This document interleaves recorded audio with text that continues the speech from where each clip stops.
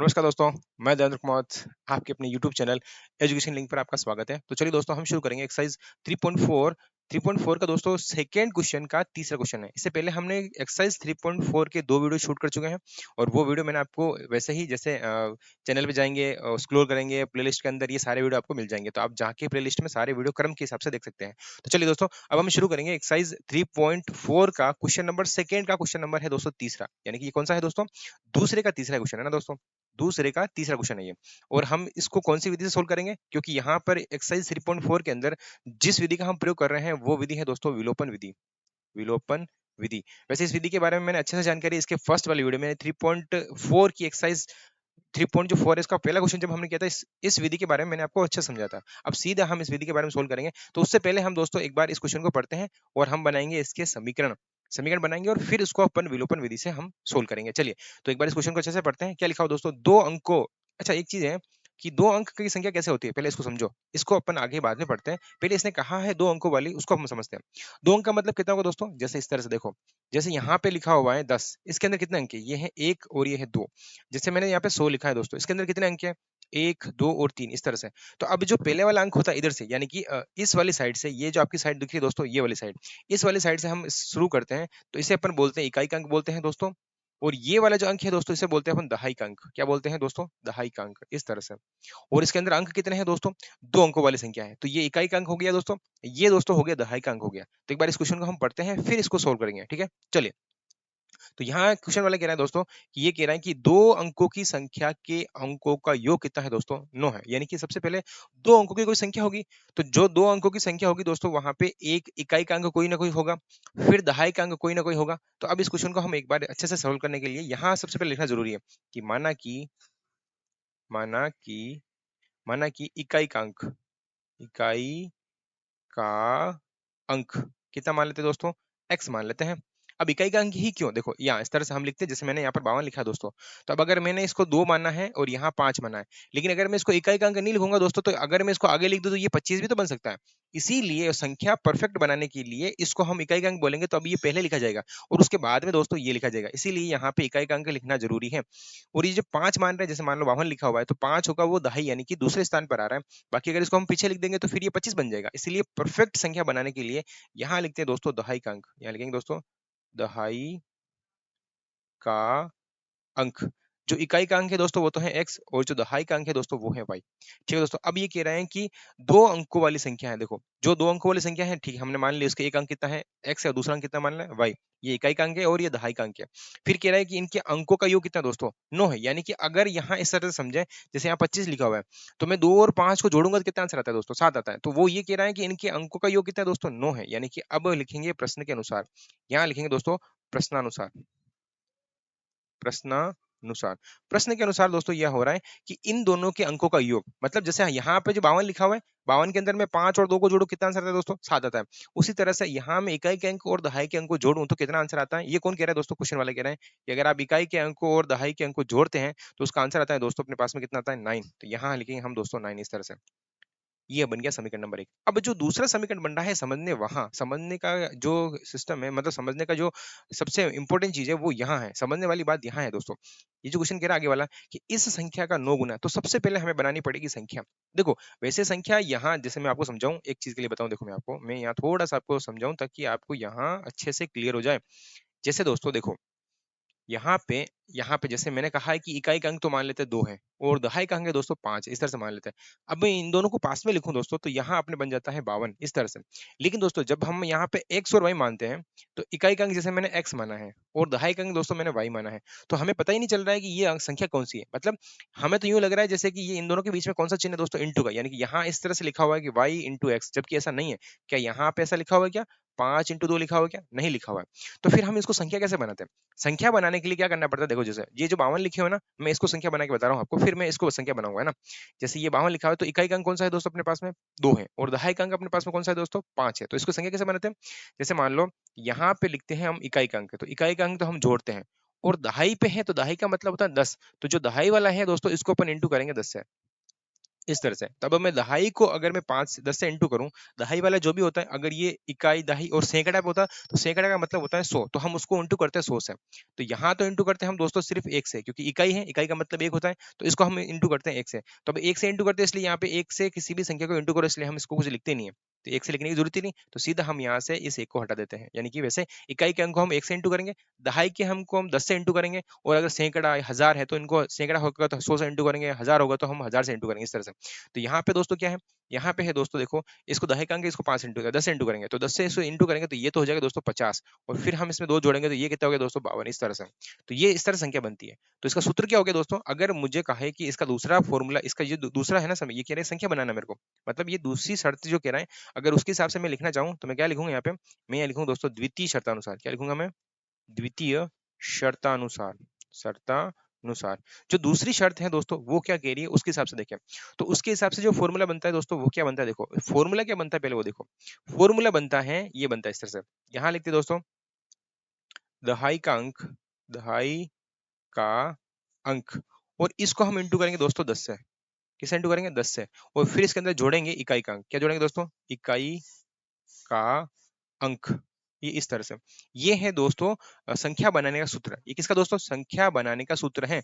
मतलब जो इकाई का अंक है दोस्तों, जैसे ये मैंने यहाँ पे कितना लिखा, 2 लिखा है, ये मैंने लिख दिया, और फिर जो दहाई का अंक है उसको हम किसे इंटू करेंगे दोस्तों, 10 से इंटू करेंगे। बस अब हमें इसी फॉर्मूले को ध्यान रखते हुए समीकरण बनाना है। तो एक बार मैं क्या करता हूँ दोस्तों, इसको ध्यान रखते हुए ताकि हमें सवाल पढ़ने में कोई दिक्कत नहीं रहे, इसीलिए मैं इसको यहाँ बना लेता हूँ समीकरण, ताकि हमें फिर बाकी का हम पीछे वाले अगले वाले पेज ले लेंगे और वहां सोल्व कर लेंगे। चलिए यहाँ देख लेते हैं, ठीक है, एक बार मैं सवाल को पढ़ता हूँ। तो इस संख्या का 9 गुना, देखिए यहाँ जो इस इनको जो हमने माना है, कौन सी, यहाँ क्या लिखा हुआ है कि इस संख्या का 9 गुना, यानी कि जो इकाई का अंक हमने माना है, और जो दहाई दहाई का हमने जो माना है, इससे पहले संख्या बनाएंगे। तो चलिए हम संख्या बना लेते हैं। संख्या कैसे बनाएंगे दोस्तों, देखो इकाई के अंक को हम किससे इंटू करते हैं, एक से, तो इकाई के अंक को इंटू करने की जरूरत नहीं है, सीधा इकाई का अंक तो हम जोड़ेंगे इसके अंदर, यहाँ लिखा लिखा हुआ है इकाई का अंक हम जोड़ेंगे, फिर इंटू करेंगे 10 से, ये इंटू कर दिया, और 10 से हम किसे इंटू करेंगे दोस्तों, 10 से हम इंटू करते हैं दहाई के अंक को। ये जो 10 लिखा हुआ है इसको इंटू कैसे करते हैं, दहाई के अंक को, तो दहाई का अंक कितना है दोस्तों, यहाँ पे y है, तो यहाँ लिख लेंगे हम y, यहाँ करेंगे कोष्टक बंद। फिर ये कह रहा है कि यहाँ जो क्या लिखा हुआ उसको समझो, वो कह रहा है कि इस संख्या का 9 गुना, 9 गुना मतलब ये गुना तो मैंने कर दिया, और किससे गुणा करना है दोस्तों, 9 से, तो ये लो मैंने गुणा कर दिया, गुणा का मतलब गुणा, और 9 का मतलब ये 9 कर दिया। अब ये किसके बराबर है वो देखो, मैं यहाँ पे एक बार बराबर लगा रहा हूँ, वो किसके बराबर है, वो क्या कह रहा है देखो, वो कह रहा है दोस्तों कि अगर आप संख्या के अंकों को पलटने, ये क्या कह रहा है, संख्या के अंकों को पलटने से बनी संख्या, यानी कि जो आपके इकाई का अंक है, जैसे कैसे मैं समझाऊं आपको, ये कह रहा है कि जैसे पहले आपने 52 लिखा हुआ है, और फिर आप अंकों को पलट दो, यानी कि 2 तो लिख दो आगे दोस्तों और 5 लिख दो पीछे, तो अब इससे भी तो कोई ना कोई संख्या बनेगी, तो इसका जो है दोस्तों वो संख्या जो बनती है उसका 2 गुने के बराबर है। अब देखो ये ऐसा कह रहा है, तो हम क्या करेंगे दोस्तों, अब इसके अंक पलट रहे हैं, तो अंक पलटने का मतलब क्या करेंगे, जो दोस्तों इकाई का अंक है उसको तो लिखेंगे पीछे, और जो दहाई का अंक है उसको लिखेंगे हम आगे, इस तरह से। तो अब मैं क्या करूंगा दोस्तों, यहाँ पे जहां y लिखा हुआ है वहां तो मैं x लिखूंगा, और जहां x लिखा हुआ है वहां मैं लिख दूंगा y, इस तरह से मैंने अंकों को पलट दिया है। तो अब ये कह रहा है कि यहाँ पे देखो क्या कह रहा है कि अंकों को पलटने से बनी संख्या का 2 गुना, यानी कि इसको हम किससे इंटू करेंगे, गुणा का मतलब तो ये कर दिया गुणा, और 2 से इंटू करना, इसलिए हमने 2 से इंटू कर दिया, इस तरह से। अब ये समीकरण बन गया है, इसको मैं अगले पेज के अंदर लिख रहा हूँ ताकि आपको यहाँ दिखने में सही रहेगा। तो चलिए इसको मैं अगले पेज में लिख लेता हूँ, क्या लिखा हूँ यहाँ पे देखिए।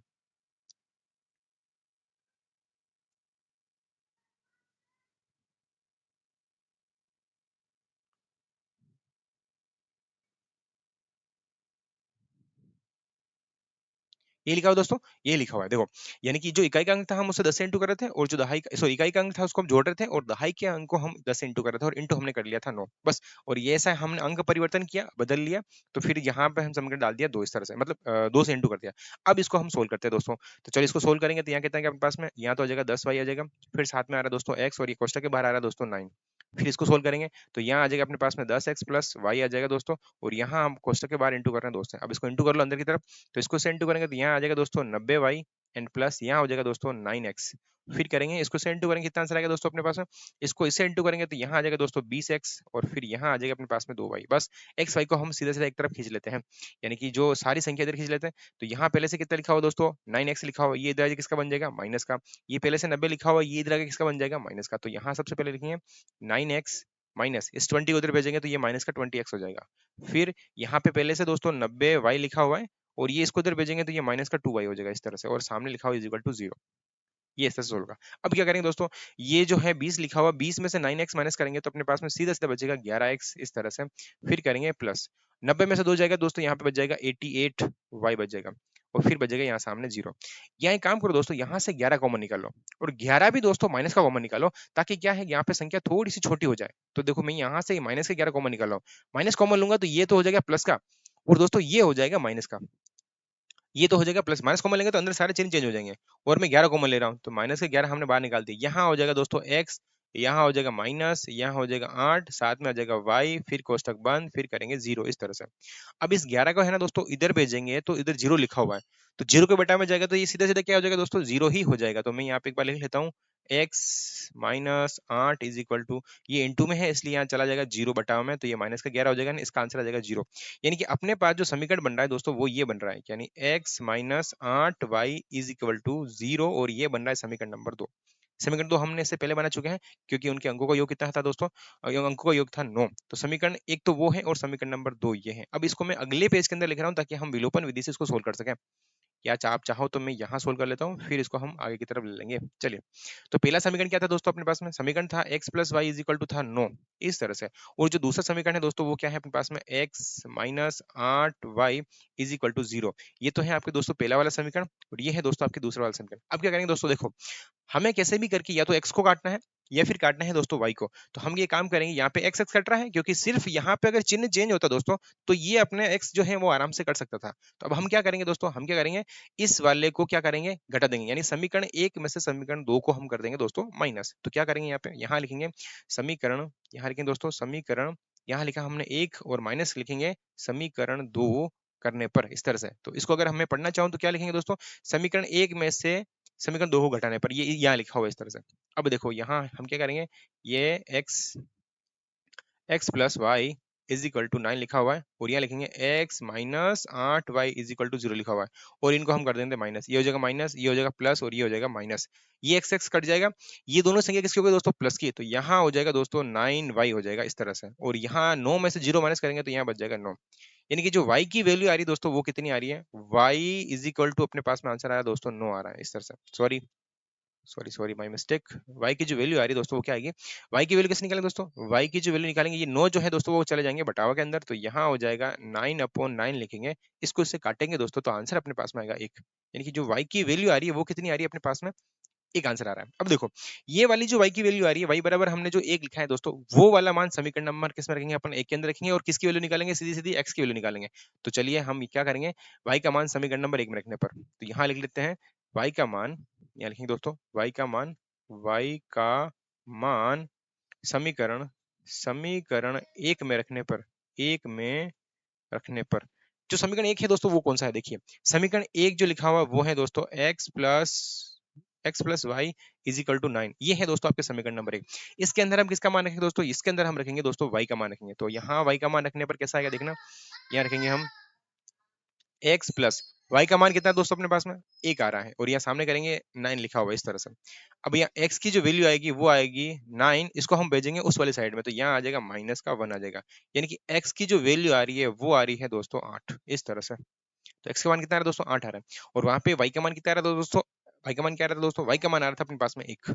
अब देखो हमें संख्या बनानी है, संख्या कैसे बनाएंगे, अतः संख्या, संख्या कौन सी होगी हमें वो पता करना है। ये तो x और y का मान आ रहा है, हमारे पास संख्या चाहिए, तो संख्या कैसे लिखते हैं दोस्तों, संख्या के लिए मैंने आपसे बताया था कि अतः संख्या, अतः संख्या जो होगी दोस्तों वो क्या करेंगे, यहाँ तो लिखेंगे हम इकाई का अंक, तो इकाई का अंक है दोस्तों 8, फिर करेंगे प्लस और दहाई के अंक को हम इंटू करेंगे 10 से, तो यहाँ 1 इंटू करेंगे हम 10, तो यहाँ कितना आंसर आएगा दोस्तों अपने पास में, इसको इसे इंटू करेंगे तो यहाँ हो जाएगा अपने पास में 10 और प्लस हम इसके अंदर 8 जोड़ेंगे, यानी कि संख्या बन जाएगी अपने पास में 18। ये आ रहे हैं दोस्तों इसके आंसर, तो ये संख्या बन रही है 18। ठीक है दोस्तों, ये है आपके आंसर।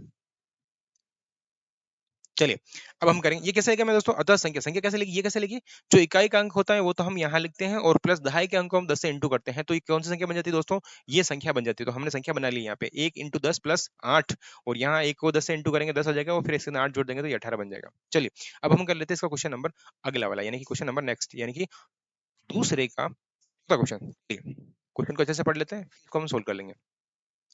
क्या लिखा हुआ है, मीना 2000 रुपए निकालने के लिए एक बैंक में गई। देखिए सीधे सीधा उसने 2000 रुपए निकालने के लिए बैंक में गई होगी कि भाई उसको 2000 रुपए चाहिए, कोई दिक्कत ही नहीं है यहाँ पे। तो उसने कहा है कि उसने खजांची से 50 रुपए के और 100 रुपए के नोट देने के लिए कहा। अब सीधा सा बात है, सीधी सी बात है कि अगर उसने 2000 रुपए निकाले होंगे तो उसको नोट तो दिए होंगे, तो उसने उससे कहा होगा कि भाई मुझे 50 रुपए कितने नोट चाहिए और 100 रुपए कितने नोट चाहिए। तो हमें 50 रुपए के और 100 रुपए के नोटों की संख्या बतानी है। तो बस सीधे सी पहले ये लाइन लिखेंगे कि माना कि, सबसे पहले यहीं से लिखेंगे कि माना कि 50 रुपए के नोटों की संख्या, यानी कि यहाँ लिखेंगे 50 रुपए के नोटों की संख्या। सीधा सा हम इसको क्या मान लेते हैं दोस्तों, एक्स मान लेते हैं। एक्स रुपए यानी एक्स नोट है, ये एक्स क्या है दोस्तों, रुपए नहीं है, नोटों की संख्या है। जैसे कैसे मैं समझाऊं आपको, है ना। और फिर यह मान लेते हैं कि 100 रुपए के नोटों की संख्या, 100 रुपए के जो नोट है दोस्तों, नोटों की संख्या, इस तरह से। और ये कितनी मान लेते हैं हम दोस्तों, वाई मान लेते हैं। मतलब जो 50 रुपए के नोट है दोस्तों उसको हमने एक्स मान लिया, और जो 100 रुपए के नोट है उसको हमने कितना मान लिया दोस्तों, वाई मान लिया। अब इसको सोल्व करते हैं। देखिए अब क्या कह रहा है क्वेश्चन वाला, वो समझो। ये क्वेश्चन वाला कह रहा है टोटली, क्वेश्चन क्या कह रहा है, देखिए क्वेश्चन कह रहा है कि उसने खजांची से 50 रुपए के और 100 रुपए के नोट देने के लिए कहा। अब उसने कितने नोट मांगे हमें नहीं पता, हमने तो लिख दिया कि 50 रुपए के नोटों की संख्या हमें एक्स चाहिए और 100 रुपए के नोटों की संख्या हमें वाई चाहिए। मतलब उसने 50 के एक्स नोट मांगे हैं और 100 के वाई नोट मांगे हैं। आगे इसने कहा है कि मीना ने कुल नोट जो प्राप्त किए वो कितने थे दोस्तों, 25 नोट थे। अब आपको ये थोड़ा सा ध्यान रखना है कि जो मीना ने नोट प्राप्त किए थे वो कितने थे, 25 थे। यानी कि उसमें कुछ नोट तो थे 50 के और कुछ नोट थे 100 के। तो वो टोटली नोट कितने थे, वो थे दोस्तों 25 थे। यानी कि जो नोटों की संख्या हो जाएगी टोटल, उसके हाथ में जो नोट आएंगे दोस्तों, तो यहाँ लिखेंगे प्रश्नानुसार। क्या लिखेंगे दोस्तों यहाँ पे, प्रश्नानुसार, यानी कि प्रश्न के अनुसार। यहाँ लिखेंगे दोस्तों प्रश्नानुसार, प्रश्न के अनुसार। प्रश्न कह रहे हैं दोस्तों, प्रश्न क्या कह रहा है, प्रश्न के हिसाब से कह रहा है कि आप इन दोनों नोटों को जोड़ेंगे, 50 के नोटों को भी जोड़ेंगे और 100 के नोटों को भी जोड़ेंगे। तो आंसर जो आएगा अपने पास में दोस्तों 25 नोट। यानी कि उस मीना के जो हाथ में नोटों की संख्या है वो कितनी है दोस्तों, 25 है। आगे इसको पढ़ते हैं क्या कहना चाह रहा है, देखिए। ज्ञात कीजिए कि उसने 50 और 100 रुपए के कितने कितने नोट प्राप्त किए। एक एक चीज मुझे थोड़ी समझाइए, यहाँ तक इसने सिर्फ एक ही शर्त कही है, दूसरी शर्त तो इसने कही नहीं कि भाई हम इतने सारे क्वेश्चन सोल्व करके आए हैं, उसमें इसने सारी शर्तें दो दो बार बताई हैं कि एक बार इसने एक समीकरण बनाना है और दूसरा समीकरण यहाँ बनाना है। अब इसने तो सीधा ये पूछ लिया कि एक बार तो इसने कहा है कि टोटल नोट कितने हैं दोस्तों 25 है, और दूसरी शर्त के लिए इसने कहा ही नहीं।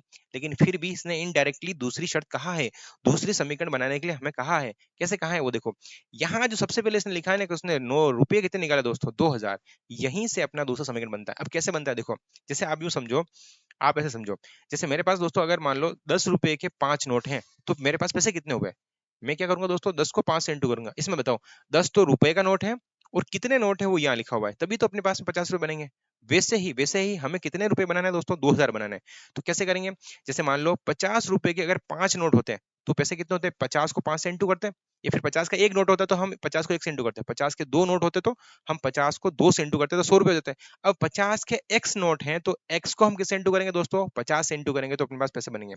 जैसे अगर 100 के दो नोट होते तो 200 रुपए बनते हैं, 100 के 5 नोट होते तो 500 रुपए बनते हैं, 100 के 10 नोट होते तो 1000 रुपए बनते हैं। तो 100 के कितने नोट है दोस्तों, वाई है, तो 100 को हम वाई से इंटू करेंगे तो वो पैसे बन जाएंगे। यानी कि जो द्वितीय शर्त है दोस्तों वो यहाँ से बनेगी, यहाँ लिखेंगे द्वितीय शर्तानुसार। यहाँ लिखेंगे दोस्तों द्वितीय द्वितीय शर्तानुसार, यानी कि दूसरी शर्त के अनुसार। जो अपने पास में 50 रुपए हैं, 50 रुपए के कितने नोट है दोस्तों, 50 रुपए के नोट है अपने पास में एक्स, यानी कि यहाँ लिखेंगे 50 के अगर एक नोट होता है तो हम उसे 1 से इंटू करते हैं, 50 के दो नोट होते तो 2 से इंटू करते हैं, 50 के 10 नोट होते तो हम 10 से इंटू करते हैं, तो 500 रुपए बन जाते हैं। 50 के दोस्तों एक्स नोट है इसीलिए हम इसको एक्स से इंटू करेंगे, फिर करेंगे प्लस। 100 के कितने नोट है दोस्तों, 100 का अगर एक नोट होता तो एक 100 होता, फिर दो नोट होते तो 200 रुपए होते हैं। यहाँ पे 100 के दोस्तों वाई नोट है तो यहाँ लिखेंगे 100 इंटू वाई। और ये 50 टोटल रुपए हैं, ये 100 टोटल रुपए हैं, और अपने पास में रुपए हो जाएंगे दोस्तों टोटल ही 2000 रुपए, इस तरह से। यानी कि कुल रुपए कितने हो जाएंगे, 50 के जितने नोट होंगे उनको हम गिन लेंगे, 100 के जितने नोट है उनसे हम पैसा बना लेंगे और उन दोनों को जोड़ेंगे तो रुपए कितने आएंगे अपने पास में दोस्तों, 2000 रुपए आएंगे।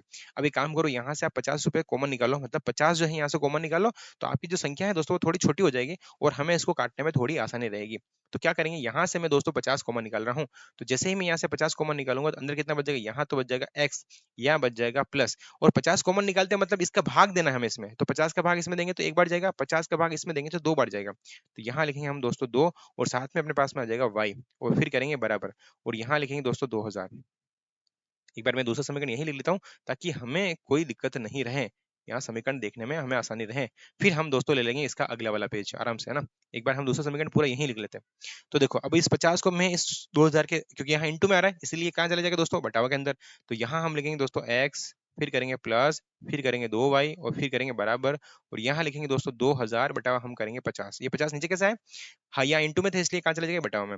अब मैं एक जीरो से तो एक जीरो आराम से काट सकता हूँ, और 4 का भाग मैं इस 20 में दूंगा, तो सॉरी 5 के भाग में इस 20 में दूंगा तो कितनी बार जाएगा, यहाँ पे 4 बार जाएगा, और साथ में ये जीरो आ रहा है इसलिए यहाँ पे हो जाएगा 40। यानी कि यहाँ पे जो समीकरण बन रहा है दोस्तों, मैं बना लेता हूँ, x plus 2y is equal to बन रहा है 40। ये अपने पास में समीकरण नंबर बन रहा है दोस्तों दूसरा, दूसरा समीकरण बन रहा है। और जो पहला समीकरण है दोस्तों वो ये वाला है। अब इन दोनों समीकरणों को मैं पीछे लिखता हूँ और फिर इसको अपन करेंगे सोल्व, यानी कि अगले वाले पेज ले लेते हैं। क्लियर।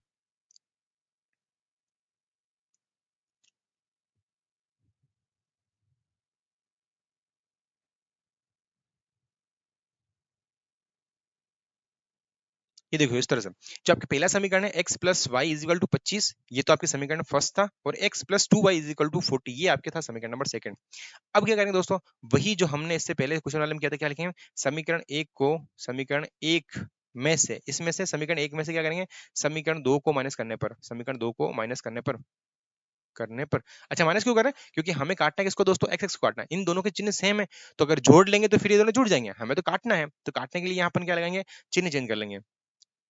यानी कि यहाँ लिखेंगे हम दोस्तों माइनस का करेंगे, तो कैसे लिखेंगे इसको, हम सोल्व कैसे करेंगे, यहाँ इस तरह से, यहाँ लिखेंगे x plus Y is equal to 25, और फिर यहाँ लिखेंगे x plus 2y is equal to हम लिखेंगे 40, और यहाँ कर लेते हैं माइनस माइनस, और यहाँ हो जाएगा माइनस। अब इसको अपन कर लेते हैं दोस्तों सोल्व, ये पूरा कैंसिल हो जाएगा, यानी कि x में से x कट जाएगा।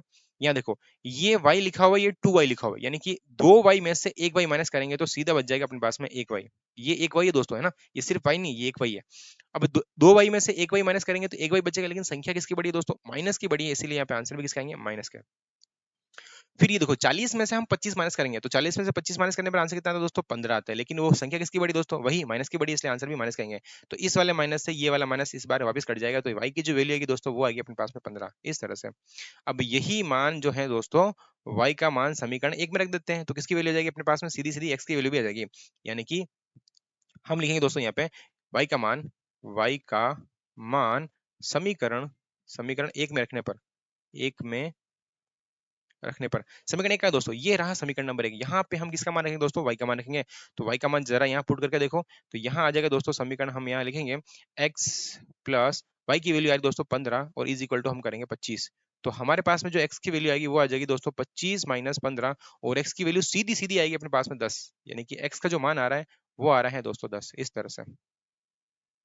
ठीक है दोस्तों, तो ये तो था अपने पास में x का मान और y का मान। x हमारे पास में क्या थी दोस्तों, 50 रुपए के नोटों की संख्या, और y क्या थी हमारे पास में दोस्तों, 100 रुपए के नोटों की संख्या। तो आप चाहो तो भले मैं शॉर्ट में लिख सकता हूँ कि 50 के नोटों की संख्या, यहाँ लिखेंगे 50 रुपए के नोट कितने हैं दोस्तों, 10 हैं। और जो 100 रुपए के जो नोट है दोस्तों, 100 रुपए के जो नोट है दोस्तों वो कितने हैं अपने पास टोटली, यहाँ लिख लेते हैं अपन कितने हैं दोस्तों, 15 हैं, इस तरह से।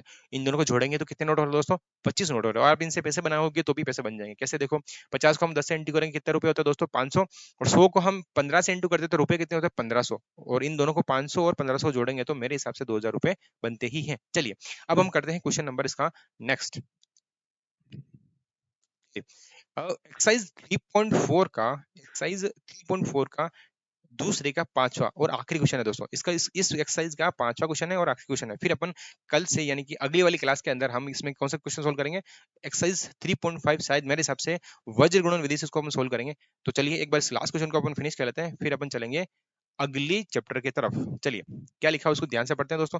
वैसे ये सारे क्वेश्चन इजी हैं दोस्तों, एक्चुअल में क्या है कि हम थोड़ा सा अगर सही से समझे क्वेश्चन को तो क्वेश्चन आराम से हम सोल्व कर सकते हैं, लेकिन हम क्या करते हैं थोड़ी जल्दबाजी कर लेते हैं ताकि हम क्वेश्चन में थोड़ा उलझ जाते हैं। तो थोड़ा सा ठंडे दिमाग से उसको पढ़े अच्छे से, पढ़ने के बाद अगर अपने क्वेश्चन समझ में आ गया तो फिर वो क्वेश्चन सोल्व हो जाएगा। तो चलिए इस क्वेश्चन को अपन अच्छे से पढ़ लेते हैं। क्या लिखा हुआ देखिए, किराए पर पुस्तक देने वाले किसी पुस्तकालय का, देखो ये जो बाकी बड़ा सा सवाल दिख रहा है ये तो इसने सिर्फ अपनी थीम बनाने के लिए, एक आपको थोड़ा सा यूं करने के लिए कि हाँ वो आपको पूरा दिमाग में फीलिंग आनी चाहिए कि हाँ हम लाइब्रेरी में जा रहे हैं, वहाँ पुस्तकें रखी हुई है, तो इस तरह से। बाकी मेन जो है वो सिर्फ ये दो लाइनें ही लिखी हुई है छोटी सी, तो वहां से आपके क्वेश्चन सोल्व हो जाएगा। बस आपको थोड़ा सा वहां तक पहुंचाने के लिए पूरा बड़ा सवाल दे रखा है। तो क्या लिखा हुआ देखिए पढ़िए, पुस्तक देने वाले किसी पुस्तकालय का प्रथम 3 दिनों का एक नियत किराया है। यानी कि देखो इस तरह से कभी कभी क्या होता है, देखो कभी कभी क्या होता है कि जैसे हम किसी लाइब्रेरी में जाते हैं तो कोई बुक इशू करवाने जा रहे हैं, तो वहाँ क्या सिस्टम होता है कि जैसे ही आप कोई लाइब्रेरी इशू करिए, जैसे आपने एक दिन की लाइब्रेरी के अंदर कोई बुक इशू करी है, तो अब उस लाइब्रेरी का जो पहले का जो फिक्स रेट होती है, यानी कि आप भले एक दिन के लिए बुक करो, 2 दिन के लिए बुक करो या 3 दिन के लिए बुक करो,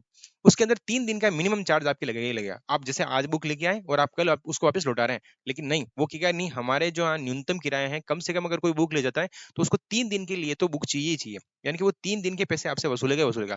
फिर उसके बाद में अगर जैसे आप किसी 7 दिन के लिए लेके गए, तो 3 दिन का तो फिक्स किराया है, 3 दिन का देना ही देना है आपको। फिर उसके आगे बाद में रेंडमली, यानी कि चौथे दिन का अलग होगा, पांचवें दिन का अलग होगा, छठे दिन का अलग होगा, और सातवें दिन का जो उनका सब होगा किराया वो अपन अलग से देंगे, लेकिन आपको 3 दिन का फिक्स किराया देना ही पड़ेगा। तो अब ये कह रहे हैं कि प्रथम 3 दिनों का एक नियत किराया है, तथा उसके बाद में प्रत्येक अतिरिक्त दिन की, यानी कि 3 दिन की देने के बाद में प्रत्येक अतिरिक्त दिन का अलग किराया है। सरिता ने 7 दिन तक एक पुस्तक के लिए उसने 27 रुपए अदा किए हैं। देखो अब इस क्वेश्चन को सोल्व कैसे करेंगे वो देखो। इस समय दोस्तों दो तरह के किराए चल रहे हैं, एक तो चल रहा है नियत किराया और एक किराया चल रहा है वो प्रत्येक दिन का किराया। तो मैं यहाँ पे दो ही चीजें लिख लेता हूँ। माना कि मैं फिर आपको समझाता हूँ कि यहाँ हमने कैसा लिखा है। माना कि माना कि 3 दिन का 3 दिन का नियत जो किराया है दोस्तों, नियत किराया वो दोस्तों हम मान लेते हैं यहाँ पे x रुपये, ठीक है। और प्रतिदिन का जो किराया है दोस्तों, प्रतिदिन का किराया, प्रतिदिन का किराया, ये दोस्तों वही है जो हमने एक भाड़े वाला क्वेश्चन किया था पीछे वाला, आपको पता हो तो। यानी कि टैक्सी में हम जा रहे हैं और वो बैठने का वो जो एक नियत किराया था वो था, उसके अंदर फिक्स था, वहां हमने उसको एक्स माना था, और बाकी का जो प्रति किलोमीटर चल रहा था उसको हम वाई से रिप्लेस कर रहे थे। एक बार मैं इसको थोड़ा समझाता हूँ, आपको समझो। देखो जैसे आपने किसी भी बुक, मतलब जैसे भी बुक आपके जो वाचनालय कह सकते हैं हिंदी में उसको, या फिर आप यूं कह सकते हैं पुस्तकालय कह सकते हैं, या फिर लाइब्रेरी कह सकते हैं। आप किसी भी पुस्तकालय में, लाइब्रेरी में या वाचनालय में गए हैं, वहां आपने जो बुक है वो इश्यू करवाई है। देखो तो अब उस क्वेश्चन को सोल्व कैसे करेंगे वो देखो। वो ये कहना चाह रहा है जैसे आपने 10 दिन के लिए कोई बुक इश्यू करवाई है, तो उसका 3 दिन का जो किराया होगा दोस्तों वो फिक्स होगा। अब बचे कितने दिन अपने पास में दोस्तों, 7 दिन बचे, और 7 दिन का उसने कहा है कि हर दिन के हिसाब से मैं 10 रुपए लूंगा। अब अगर 3 दिन का दोस्तों वो आपसे 100 रुपए ले रहा है मान लो ऐसे, और बाकी अगर आप अगले दिन 3 दिन अगले 7 दिन तक ले जाओ, तो क्या मैं पर डे के हिसाब से आपसे 10 रुपए ही लूंगा। यानी कि तो यहाँ कितने रुपए हो गए, एक दिन का वो लेंगे दोस्तों 10 रुपए, तो 2 दिन का कितना हो जाएगा 20, 3 दिन का कितना होगा 30, 7 दिन का हो जाएगा दोस्तों 70। तो इस तरह से करना है, यानी कि नियत किराया तो है ही है दोस्तों। तो नियत किराया में से अपन हम क्या कर रहे हैं, 10 दिन के लिए ले रहे हैं, तो 10 में से 3 दिन का किराया तो है दोस्तों 100 रुपए, ये हमने ले लिया। फिर प्लस करेंगे। अब देखो आगे क्या कह रहा है, ये कह रहा है कि दोस्तों 7 दिन के लिए, तो 7 दिन के लिए प्रत्येक दिन का किराया कितना दोस्तों 10 रुपए है। तो अब देखो कितने दिन तक देना है, हम 7 दिन के लिए दे रहे हैं इस तरह से, इसको इस समीकरण इस तरह से बनता है। तो अब मैं इस समीकरण को यहाँ बना के बताऊंगा, आपको थोड़ा समझ में आ जाएगा। तो यहाँ लिखेंगे दोस्तों प्रश्नानुसार, प्रश्नानुसार प्रश्न कह रहे हैं दोस्तों कि 3 दिन का किराया कितना है x है, और प्रति दिन का किराया कितना है दोस्तों y रुपए है। अब इस क्वेश्चन को थोड़ा सा वापस से पढ़ते हैं ताकि हम इसका समीकरण बना सकें। तो ये कह रहा है कि प्रथम 3 दिनों का एक नियत किराया है दोस्तों, और उसके बाद में प्रत्येक अतिरिक्त दिन का अलग किराया। ओके कोई दिक्कत नहीं। सरिता ने 7 दिन तक, देखो उसने क्या किया, सरिता नाम की कोई लड़की है, वो कितने दिनों तक लाइब्रेरी गई दोस्तों, 7 दिन के लिए एक पुस्तक लेके आती है, 7 दिन के लिए। तो मुझे बताओ कि 3 दिन का किराया कौन सा होगा, 3 दिन का किराया तो यहाँ होगा x रुपए, यानी कि उसको 3 दिन तो इसने 3 दिन तो इसमें से काट लिए होंगे, यानी कि यहाँ तो बन गया x रुपए, 3 दिन का किराया हो गया। अब बाकी बच गए 4 दिन, तो 4 दिन का किराया कितना होगा, एक दिन का है दोस्तों y रुपए, 2 दिन का 2y रुपए, 3 दिन का 3y रुपए, और 4 दिन का दोस्तों हो जाएगा 4y, यानी कि यहाँ हम प्लस करेंगे और इसको हम इंटू करेंगे 4y इस तरह से। अब ये जो टोटल रुपए हो रहे वो हो रहे दोस्तों, वो कितने रुपए अदा करती है, यहाँ लिखा हुआ देखो। ये कह रही है वो टोटल जो रुपए अदा करती है दोस्तों, वो करती है 27 रुपए। कितने रुपए अदा करती है दोस्तों, 27 रुपए। तो यहाँ हम लिखेंगे दोस्तों 27, यहाँ लिखेंगे दोस्तों हम 27 सामने। अब इसको हम कर लेते हैं दोस्तों 16, तो यहाँ करेंगे x प्लस 4 को से इंटू करेंगे तो यह हो जाएगा 4y, और बराबर लिखेंगे हम दोस्तों 27। ये ज्यादा समीकरण नंबर 1 इस तरह से। अब इसका हम बना लेते हैं दूसरा समीकरण, दूसरा भी यही बना लेते हैं ताकि हम फिर पीछे लेके इसको सोल्व कर लेंगे, यानी अगले वाले पेज में हम सोल्व कर लेंगे। हम यहाँ इसलिए बनाएंगे ताकि हमें क्वेश्चन पढ़ने में आसानी रहे। चलिए यहाँ लिखते दोस्तों द्वितीय शर्तानुसार, द्वितीय शर्तानुसार दूसरी शर्त क्या कहती है दोस्तों, वो देखो दूसरी शर्त कह रही है, इसको ध्यान से पढ़िए। दूसरी शर्त कह रही है कि जबकि सुसी ने, एक कोई नाम की लड़की है, सुसी नाम की लड़की है, सुसी ने एक पुस्तक में 5 दिन तक, 5 दिन तक रखने के लिए कोई पुस्तक है, उसने 5 दिन, ये देखो जो आपके सरिता है वो ले रही है 7 दिन के लिए, सुसी है जो दोस्तों वो ले रही है 5 ही दिन के लिए ले रही है। तो अब इसके लिए जो किराया लग रहा है वो दोस्तों लग रहा है 21 रुपए। अब वही समीकरण तो वैसे ही बनेगा, कैसे बनेगा, 3 दिन का नियत किराया इसके भी लगेगा, यानी कि जो 3 दिन का नियत किराया है दोस्तों वो तो है दोस्तों x रुपए, प्लस अब 5 दिन के लिए लेके गए तो 3 दिन तो उसने नियत किराया के दे दिए, बचे कितने इसके पास में 2 दिन और बचे, तो 1 दिन का किराया है दोस्तों y रुपए, तो 2 दिन का कितना हो जाएगा दोस्तों 2y। फिर करेंगे बराबर, रुपए कितने लग रहे हैं उसको, उसको पैसे कितने देने पड़ रहे हैं दोस्तों, उसको पैसे देने पड़ रहे हैं दोस्तों 21 रुपए अदा करने पड़ रहे हैं। तो यहाँ लिखेंगे दोस्तों बराबर करके हम 21 लिखेंगे और इसको डाल देंगे समीकरण नंबर 2। बस वही कि ये समीकरण एक तो आपकी ये बना हुआ है, समीकरण 2 ये बना हुआ है, तो समीकरण 1 में से हम समीकरण 2 को माइनस करेंगे, क्योंकि दोस्तों यहाँ पे x और x कट रहा है आराम से, तो हमें किसी से इंटू करने की जरूरत नहीं है, सीधा समीकरण 1 में से समीकरण 2 को माइनस कर देते हैं, तो ये x कट जाएगा, बाकी अपने पास में सीधा y की वैल्यू आ जाएगी। तो हम ले लेते हैं इसका अगला वाला पेज और यही लिखते हैं, यही लाइन लिखेंगे कि समीकरण 1 में से समीकरण 2 को घटाने पर।